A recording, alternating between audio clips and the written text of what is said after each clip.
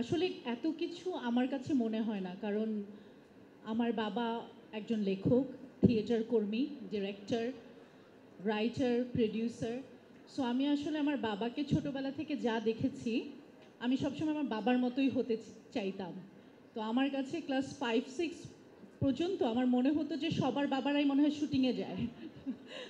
মানে অন্য কোনো প্রফেশন এক্সিস্ট করে সেটা আমি বুঝতাম না। আমি ভাবতাম যে তোমার বাবার শুটিং আজকে কোথায়, বা তোমার বাবার শুটিং আজকে আমি ভাবতাম শুটিং একমাত্র প্রফেশন।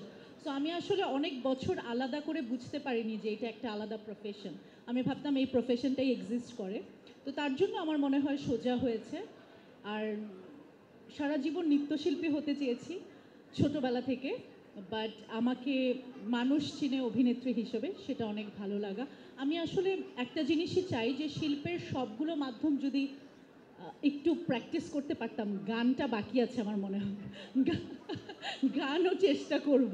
আমার মা বসে আছে, আমার মা এখনও আমাকে বলে গানটা একটু শিখ, তোর গলা খুব সুন্দর। সো আমার মনে হয় আমার মা বাবার আশকারায় আমি অনেক কিছু করতে পারি।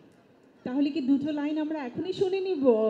প্লিজ, আমরা দুটো লাইন শুনতে চাই, মিস করতে চাই। আজকে থেকেই শুরু হোক, আজকে থেকেই শুরু হোক। দুটো লাইন পছন্দের, আনন্দের, খুশিতে, ভালো লাগায়। আমি যে গানটা নাচছিলাম সেটা একটু কে তুমি তন্দ্রা হরণী, শেষ।